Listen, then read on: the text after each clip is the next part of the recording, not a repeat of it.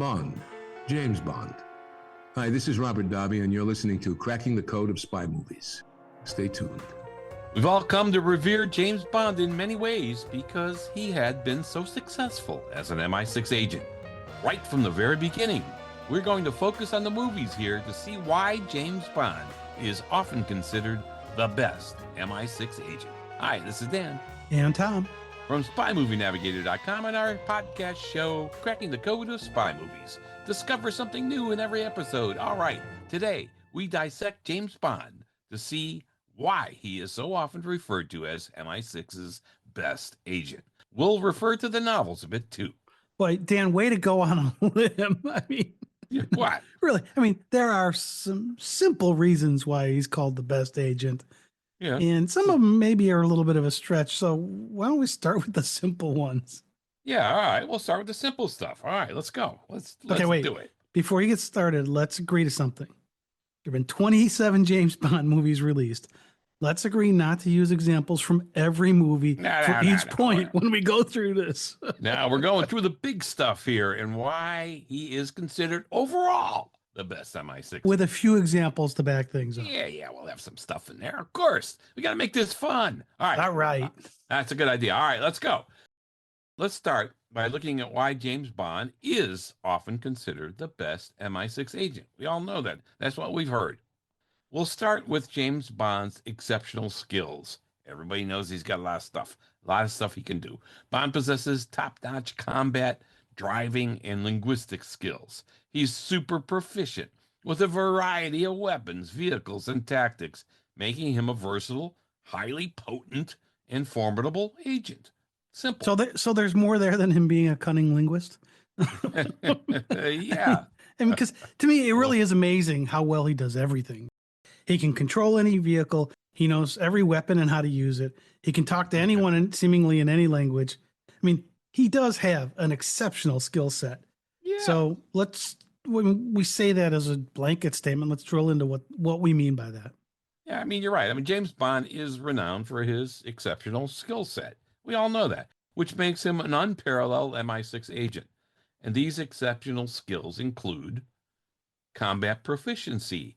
Yeah, mastery in hand-to-hand combat and a variety of martial arts is James Bond's thing. We have seen James Bond in many hand-to-hand combat scenarios, and for the most part, he takes care of himself pretty well. Yeah, he holds his own. Yeah, like in Quantum of Solace, he uses Kali. You know the different types of combat skills. That's good. I took some martial arts at one point. I have no idea what Kali is. So I don't know all of them. All right. In Skyfall, he used Kung Fu. And it's also used Krav Maga. I don't know what that is. And Tai Chi, both used in Bond's fighting style overall. So sometimes it's a combination of things, martial arts skills blended. And you could see that sometimes in what he does. Now, we know from studying martial arts that toughness is not just physical, but it's mental as well. Now, I mentioned I studied some martial arts. I studied jujitsu when I was younger. Much easier when you're younger. The sensei would make us sit on the floor with our legs crossed and our hands folded on our laps with our eyes closed. Then he would sneak up behind us and shake our shoulders and scream until we did not flinch when he did it. And that took some time before you did not flinch when he did it. I'm just impressed you were able to cross your legs. I mean, how many years ago was this? I don't think I have that skill. Anyways, so Bond's got these martial arts, and they're going to also help him develop qualities like real awareness of the world around him. Like you were just saying what your sensei did. He has to have an awareness of his flaws and his strengths, so he knows to avoid the flaws and to concentrate on the strengths. Mm-hmm. He has to have an awareness of his character, and above all, he has to be calm in crises. And he does that. I mean, so some examples of all of this, right? We see some of the martial arts training used in You Only Live Twice in 1967, and when Bond visits a dojo to practice his skills. In The Man with the Golden Gun, we see him use his skills when he's almost killed. In Quantum of Solace, as we've already mentioned, Skyfall, and Casino Royale.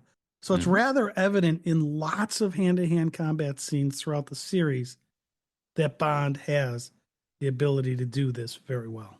Yeah, and in the novels, we still will look at a little bit at the novels too.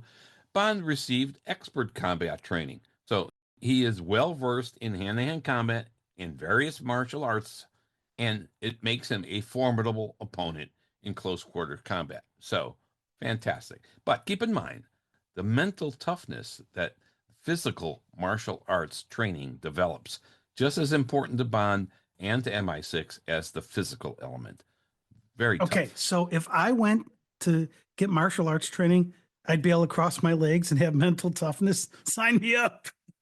I tell you, if you take martial arts, you will have mental toughness because that is part of the training. Like I was talking about my sensei. Absolutely. All right, let's look at another marksmanship. Bond's a pretty darn good shot. None of his opponents can shoot very well, but Bond can shoot well. He has exceptional accuracy with firearms and other weapons. Remember, he is an assassin. He is often mentioned in the books as training with firearms, and he takes it seriously. He wants to be the best shot, have the ability to work with a huge variety of firearms and more. Walter PPK, Walter PP, the Walter P99, Brosnan in all but GoldenEye, FNP 90 that holds 50 rounds, AR-7, we've seen that a couple of times, Sterling A2, A3 in Our Majesty's Secret Service in the Peace Gloria Assault, the Smith & Wesson Model 29, Live and Let Die, a 44 Magnum, the Walter WA2000 in Living Daylights, Bond's sniper rifle, and lots more. So he's pretty damn good with a lot of weapons. I would say so. Although his marksmanship goes down in the Craig series as he ages. Well, hey, lots of skills go down when you age. All right. From the novels, Bond is an expert marksman. He's proficient with a wide range of firearms, from handguns to sniper rifles. So that's all supported in the books. It's supported in the movies. It's part of who he is, right? Part of who he is now. And he part takes of that, it seriously. and I think part of that is because of his naval training. I mean, that's because of that training is why we see this exceptional marksmanship. And he's considered to be the best in his field. I mean, how many times do we talk about when we watch one of these movies how nobody can hit anybody but Bond? Bond's the only one that can hit anybody. He's capable of hitting targets with incredible accuracy, with extreme precision, under pressure, often with a variety of firearms. As you just listed that thing off, right? There's hardly a weapon he's not a master of. I mean, he even in You Only Live Twice, he learns how to do a cigarette gun thing, right? I mean, so he can literally handle all kinds of weapons with tremendous skill. Yeah. Achieving the rank of commander, I think, did provide him with a strong foundation in military tactics, discipline, which is important in all of what we're talking about here, and leadership. And remember, Ian Fleming was a naval intelligence officer, so he knew about this stuff. That's true. All right, let's look at his driving expertise. He is pretty darn good driving a bunch of different vehicles. We mentioned Bond's driving experience a little bit earlier. I mean, he does a lot of high-speed driving and evasive maneuvers, often behind the wheel of modified vehicles. But Bond can drive virtually anything that rolls or flies. Or hovers. Or hovers. It's a remarkable skill, but we can see how, if you are one-minded, like this top secret agent, you dedicate your life to becoming an expert at things that help accomplish your mission, and it saves your life too, so you can fight another day. As opposed to die another day. Yeah. Again, it's all supported in the novels as well. So there you go. He's damn good at this. Okay, now I know we're talking about Bond here, right? Yeah. But some of these characteristics we see in other spies, and the big one is Ethan Hunt, right? Oh yeah. Because Ethan Hunt can fly and drive and do whatever and anything. Only in this case, Tom Cruise is actually doing the flying or whatever. He's learning how to do this. Where most of the time in the Bond movies, it's not the Bond actor who's doing these stunts. Right. In most of the spy movies, we have great stunt performers like Rick English, who we interviewed a bit ago for his work on many spy movies, including where he was the stunt double for Colin Firth in a couple of the Kingsman movies. All right. Let's look at another skill, stealth and infiltration. Bond is pretty good at covert operations, espionage, and stealth tactics. Boy, I never saw this one coming. From the novels, Bond received special operations training in espionage, covert operations, and intelligence gathering. This included skills like surveillance, counter-surveillance, and interrogation techniques. So this is a highly trained guy. Yeah, I think stealth and infiltration are probably hallmarks for a good spy. And James Bond definitely has them. Now, another area that he has to be good to be a great spy is he's got to have good technical skills. Yeah. And he's always proficient with gadgets and technology that he gets from Q Branch. I mean, it's kind of funny because some of the times it looks like he's not paying attention to what Q shows him, but he has the expertise to be able to deal with it. Yeah. And sometimes he seems to figure things out even before Q explains it or demonstrates the gadgets. And importantly, he never forgets how to use them in a crisis. And that's the key. I might be able to learn it, but if I'm in a crisis, am I going to panic? Am I going to be, what button was I supposed to press? Yeah. How many times am I supposed to click the pen? I mean, that's what I really like. So whether it's a piton belt that he needs to save his life, an acid pen, a tricked up kit like the attaché case in Dr. No, an ejector seat, a safe cracker, whatever, he knows what he has. He knows how to use it. And he makes full use of the gadgets that are provided by Q Branch. So for me, his familiarity with these devices and how to effectively deploy them in various scenarios is a testament to his ingenuity and his skill set. But it isn't just gadgets. But it isn't just gadgets or MI6 technology. Think about how he diffuses bombs. For example, in GoldenEye, he knew how to disable the bomb just in the nick of time, I might add. Of course, it's James Bond. Yeah, but he needed to learn how to do that. I mean, think back to Goldfinger. He wasn't the one that disabled the bomb. No. He must have gotten some training after Operation Grand Slam. Yeah.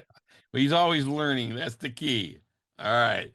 Hey, let's look at another one of his strengths, charisma and his art of persuasion.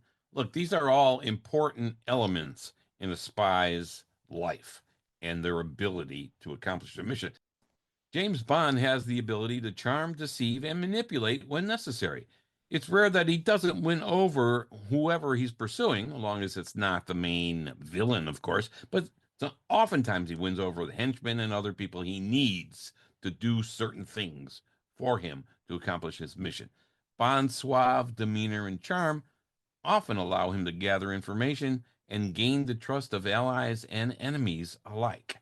That is key. We know that some things he does are not so charming, but he knows what his mission is, and he will do whatever he needs to do to accomplish his mission. James Bond's charisma and charm are essential traits that make him this iconic and epic character. Yeah, now, like you just mentioned, he never seems to win over the villain. Well, maybe with the possible exception of Scaramanga in The Man with the Golden Gun. I think that was more of a killer to killer respect thing that made it easier for him to quote unquote win him over. I mean, what do you think about that, Dan? Well, he didn't win him over. He shot and killed him. I mean, well, yeah, but there seemed to be their conversations seemed to be there was a respect level there that you don't normally get out of the villains, I think. Yeah, no, they respected him. Yeah, I think there are many that respected him, really, in the great scheme of things, in the movies, for sure. But certainly Scaramanga did. And the dinner they had together was very nice. And I think, but, again, he shot and killed him. He didn't win him over. Wow. He won over him. He didn't win him over. All right. Okay, well, that's because it was Scaramanga's time to die. Yeah. It was not no time to die. Yeah, yikes. All right. Let's move on. Sorry, I took us down a path there. Right. I think another area that's really important are survival skills. And Bond has remarkable resourcefulness and resilience in life-threatening situations. I mean, who would think about breathing air out of a tire if you get stuck underwater? Yeah. Bond does that in A View to a Kill. His ability to remain composed under pressure and quickly recover from setbacks adds to his allure. People are drawn to his resilience and strength and find that charming in many ways.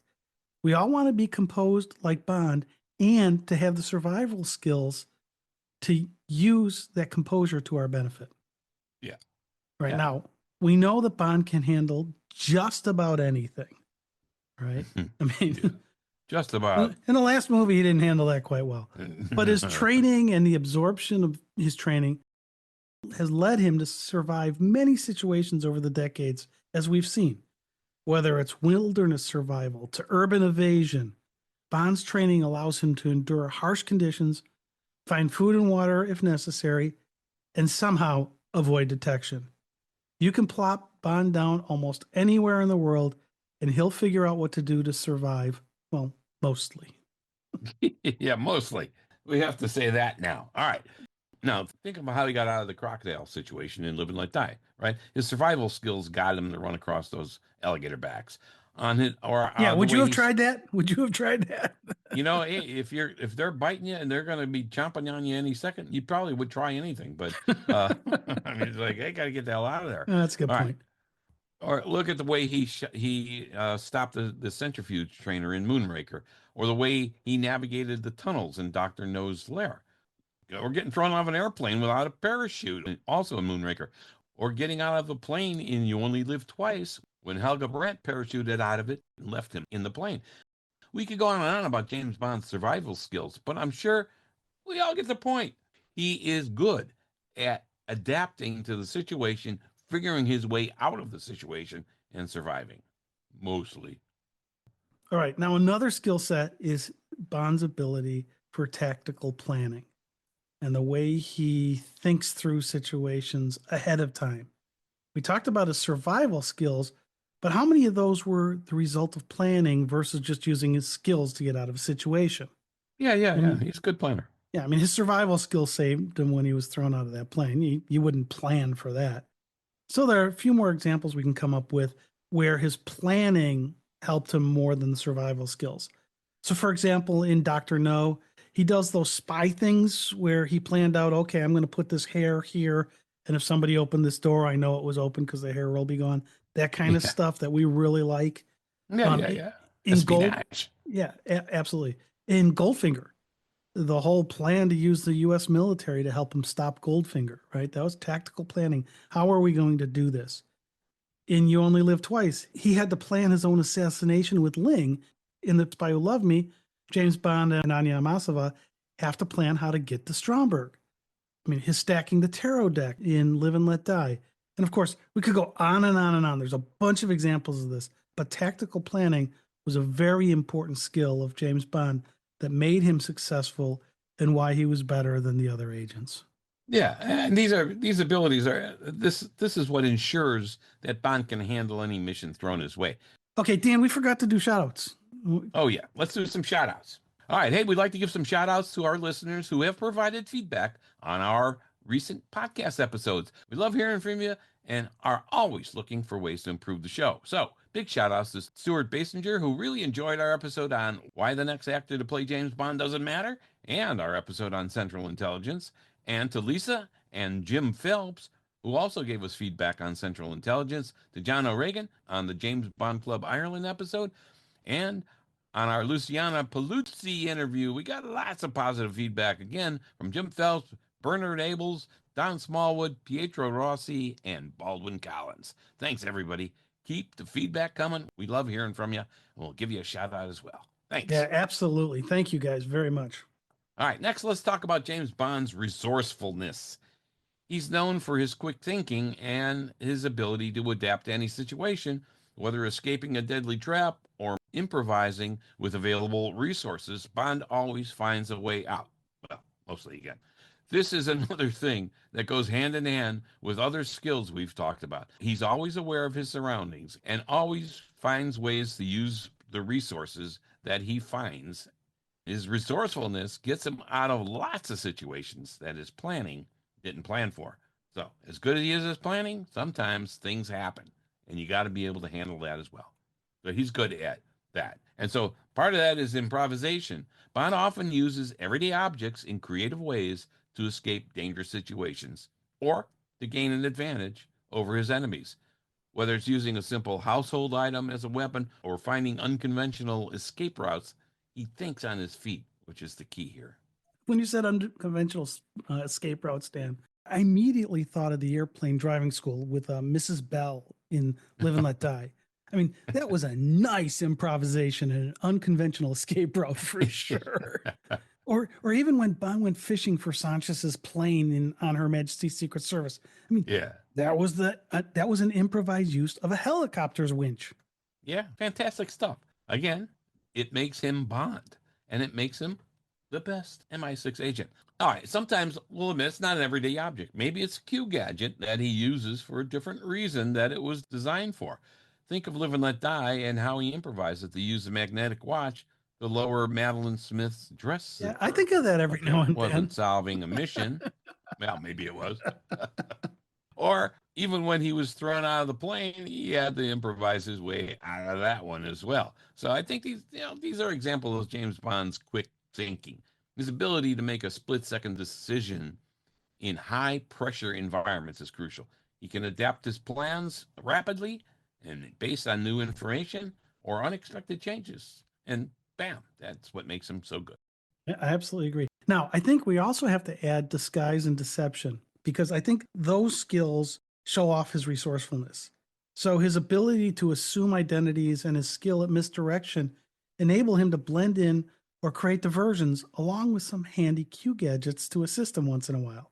Yeah. Now, he can convincingly assume different identities and roles to infiltrate enemy lines or gather intelligence. I mean, a couple examples here, and I know some James Bond fans hated this, but his use of the clown disguise I thought was perfect for the circus scene in Octopussy. Yeah, it was. Right? If you want to blend in a circus, be a clown. And so to me, that was a great example of his improvisation and resourcefulness. His disguise and cover of being dead and You Only Live Twice was great. I mean, what a great use of deception. Or the horse trailer in Octopussy, or him disguising himself as Colonel Toro in the pre-title sequence. It required some tactical planning, but there was some improvisation and the use of deception involved in all of that. Yeah, and plus he assumed a lot of cover names too. In From Russia with Love, he was Somerset. Spy Who Loved Me, Mr. Sterling, and certainly in You Only Live Twice. Right? Certainly, these are all deceptions that he had to use to advance his mission. Good stuff. Next. Yep. Well, and the nice thing about it is you have to have backstories behind all those deceptions, and he had them. Yeah. And next, all good spies have to have a strong network of contacts to be successful. Over the years, Bond has developed a network of allies and contacts all over the world. His ability to leverage these relationships for information, assistance, or safe passage is a key part of his resourcefulness. Oftentimes, Bond needs help to accomplish his mission, virtually all the time. Without help, he generally would fail. Yeah, he doesn't do anything without help. He'd fail or die without help. Pam Bouvier in License to Kill, for example. She saved Bond a couple of times.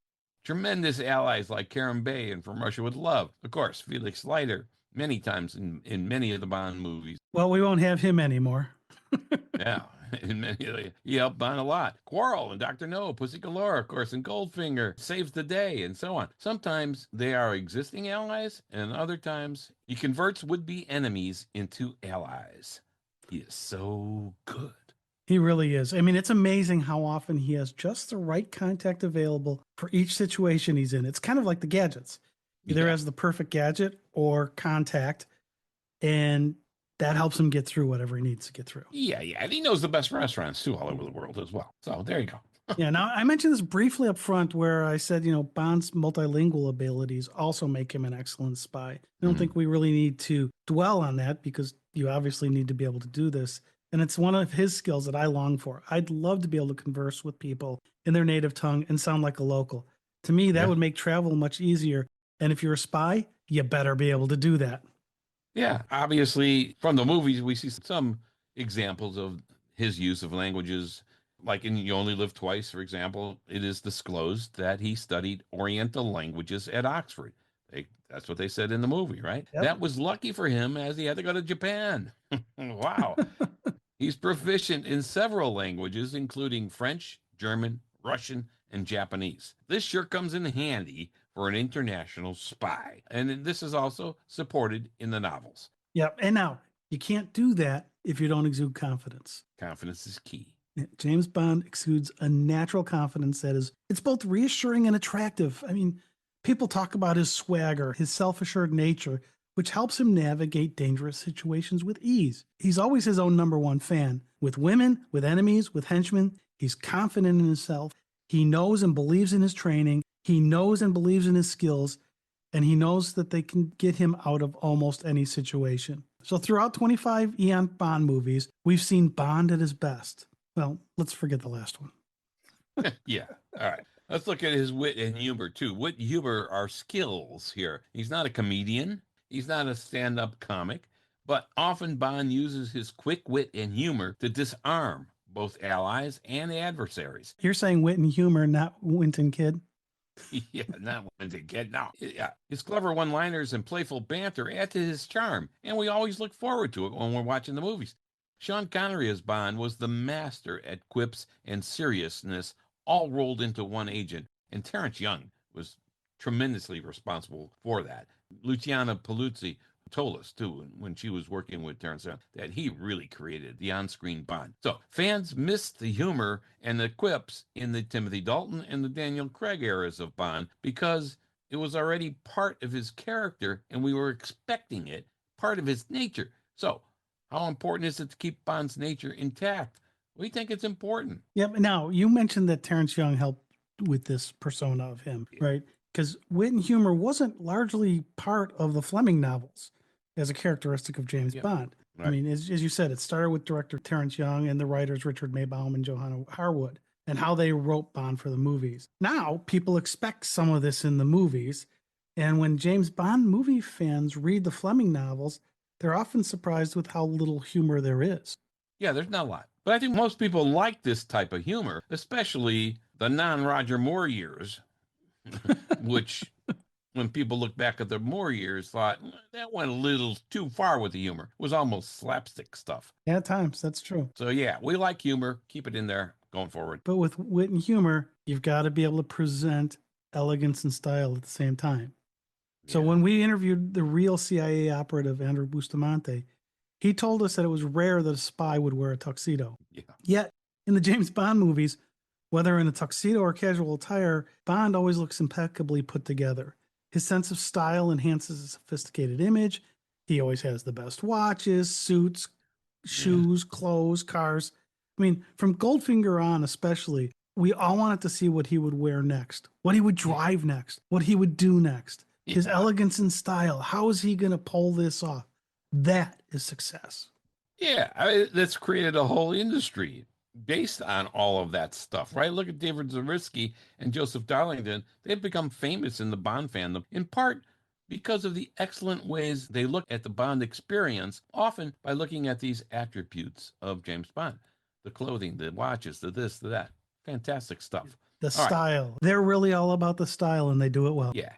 I mean, you're talking about elegance and style, and he also has his polished mannerisms. James Bond demonstrates excellent etiquette and grace, whether he's at a high-stakes poker game or dining in an upscale restaurant.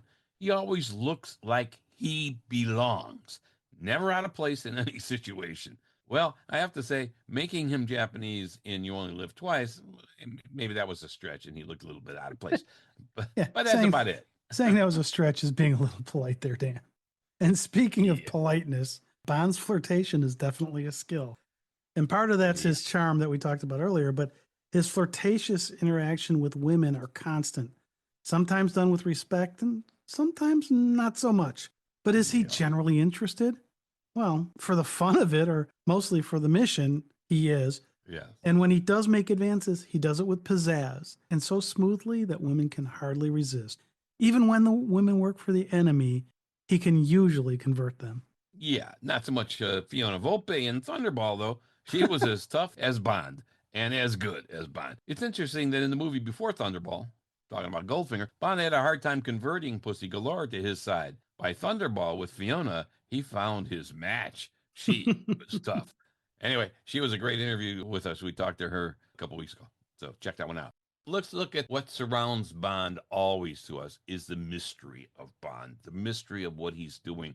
and how he's doing it. Bond's enigmatic personality and the secrets he harbors make him intriguing. We know he has secrets. We don't know a lot about a lot of parts of his life. The air of mystery around him captivates those he encounters, and us viewers too. He reveals little about himself except his name. Of course, everywhere. Everybody knows he's James It's always Bond.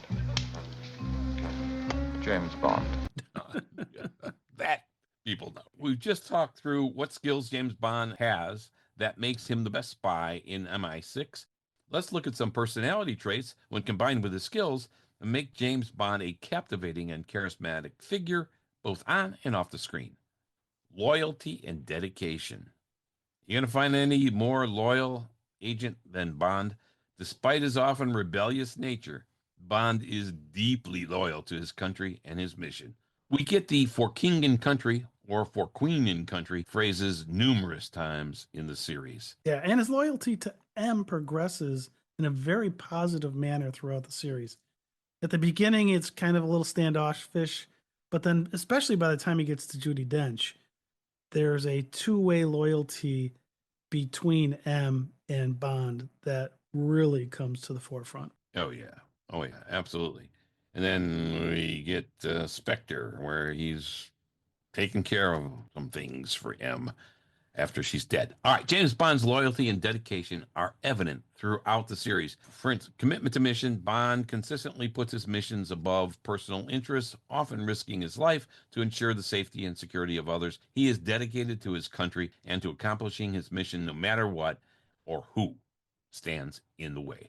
Well, yeah, and I think that shows his patriotism. I mean, it's one thing we've always loved about James Bond.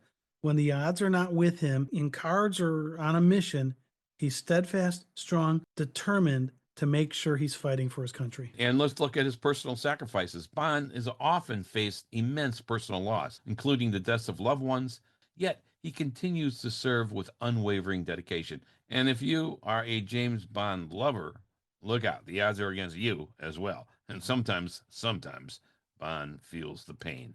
Oh, come on. How does he feel the pain? I mean, personal sacrifice? What do you mean? I mean, sacrificing himself in No Time to Die, subjecting himself to that chair with that knotted rope with Le Chiffre in Casino Royale. Yeah. He suffers a lot. Being locked in a hospital after he gets captured and die another day. Yeah, he takes on much personal sacrifice, which endears him to the audience. Absolutely. All right, let's look at respect for authority. All right, oftentimes we don't see that in Bond. We think, he's got all of this rogueness in him. But despite this occasional or what seems to be frequent insubordination, Bond respects and values his superiors, especially M, like we just talked about, often going to great lengths to protect them and uphold their trust. Not always. He does go rogue, as we all know, and when he does, Bond is convinced he's right to do that, though. Like you said, he's always his number one fan, and he does it regardless of what the pending penalty might be. If he thinks it's the right thing to do, he's doing it.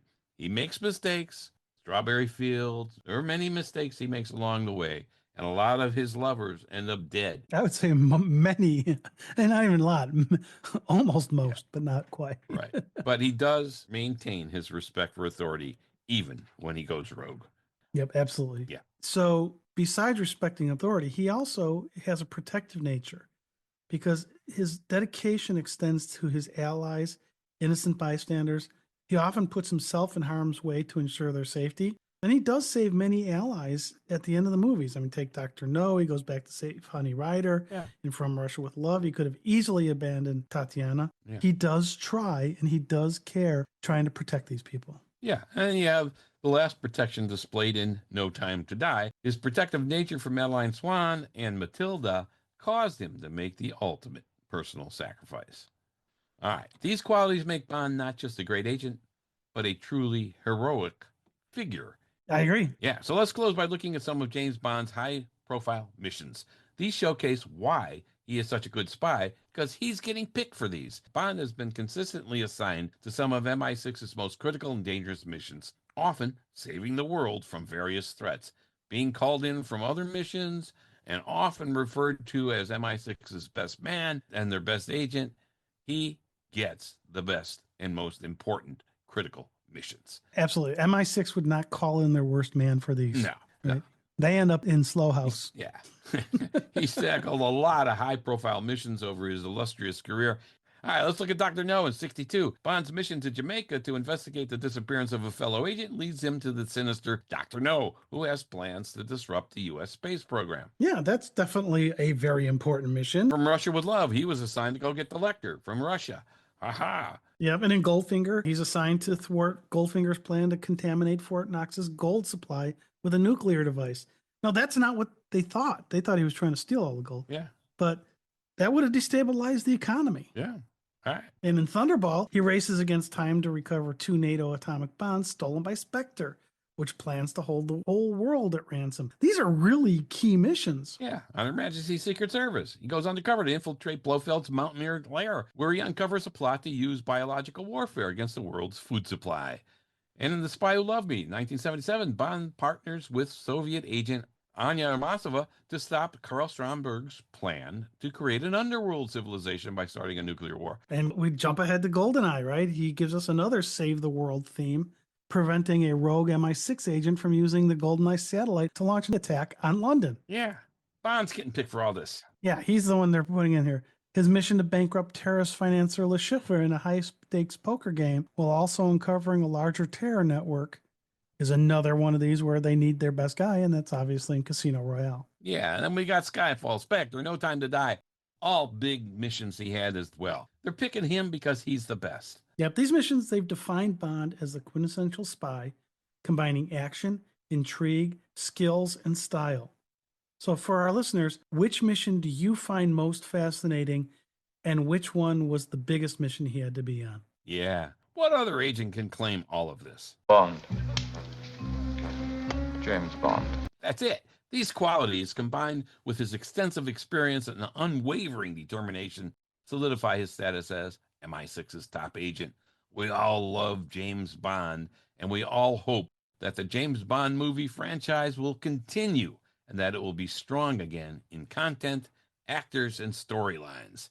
Hats off to 62 years of James Bond on the big screen, and to Ian Productions for navigating their way through decades of social pressure and changes, worldly disasters and wars, actor changes, and more. Keep it going. Will James Bond return?